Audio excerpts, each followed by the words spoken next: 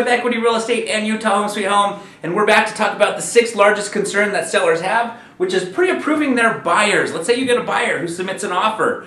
How do you even know if he can get a loan or if he has the money to buy your house? Let's first talk about a couple different types of buyers. The types of buyers that you're going to find yourself typically running into are investor buyers. You may also find yourself running into first-time home buyers and also move-up buyers, which means they've got to sell their home before they can buy yours, which goes back to what we talked about before, the legal paperwork, making sure you're using a good contract. When somebody has to sell a house before they can buy your house, there's a lot of stuff that needs to be written out very clearly into that contract. And so move-up buyers are people that you might be wanting to work with, or they might be buyers who are submitting an offer on your home. You're going to want to make sure you have a good contract. Again, just kind of going back to the third biggest concern, which is the legal paperwork. But let's move on. So these are the 3 types of buyers you'll typically be working with: investor buyers, first-time home buyers, and move-up buyers. What you're going to want to do, what we do for our clients, is we always ask for a pre-approval letter. When you get an offer, granted you're a for sale by owner, and you have a potential buyer who wants to buy your house and they submit you an offer, also make sure that you get a hold of their pre-approval letter. We typically inform our buyers that we won't even entertain the offer until the pre-approval letter is complemented with the offer. So, basically, please submit the offer with the pre-approval letter. Now, once you get the pre-approval letter, you're going to want to call their lender and have a conversation with their lender in regards to if they actually are approved, how long ago did this happen, when was the last time they pulled their credit. Because if they got them pre-approved, let's say 5-6 months ago, and they pulled their credit 5-6 months ago, a lot could have happened in that time. They could have bought a new car, they could have gone to RC Willey and bought a lot of furniture off credit, and their credit may be challenged in qualifying for a home loan. It doesn't mean they have bad credit, it's just their debt to income ratio is now different because they have more debt.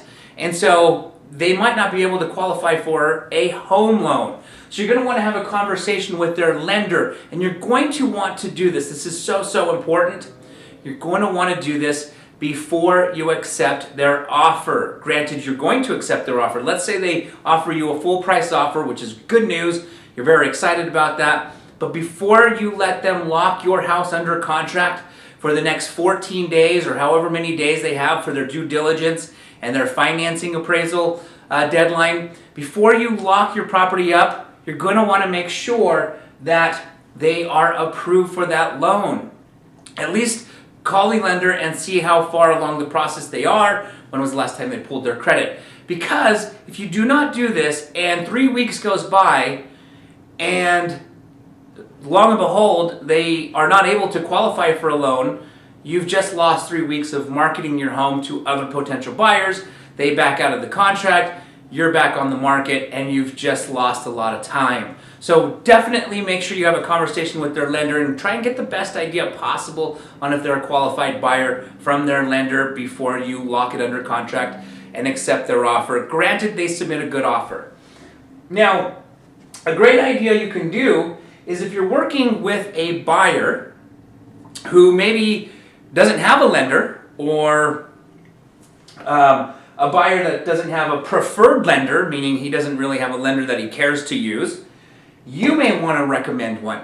And the reason this is good is if you can set up a relationship with a lender and refer him clients, a client who's going to purchase your home, then you have good communication with that lender. As the process of the individual, as the process of your buyer of getting qualified carries on, you can stay in touch with the lender and get a good idea if this person is looking good as a potential buyer who's going to be able to qualify for the loan, or one who might have some challenges on getting that loan. Lastly, if you need a lender, you may not have one that you know of, please feel free to contact me. I have a lender that I refer potential buyers to that don't have a preferred lender. He's my preferred lender. And so if you need a recommendation or a referral of a preferred lender, please don't hesitate to give me a call. I'd be happy to share that contact information with you. All right, so this is the tips that we're going to go over today. Basically, pre-approving buyers. I hope you found it helpful. If you did, please feel free to give it a thumbs up. Don't forget to subscribe to this channel for more helpful, useful tips on selling a home. And on that note, it's Yoshi Shiraki with Equity Real Estate and Utah Home Sweet Home. And I will see you guys on the next video, which will be going over safety concerns, which obviously is important. We don't want to get hurt. We don't want to get robbed. We don't want our house to be broken into during the process of it being on the market. So we're going to go over a couple safety concern tips. So on that note, I will see you guys on the next video.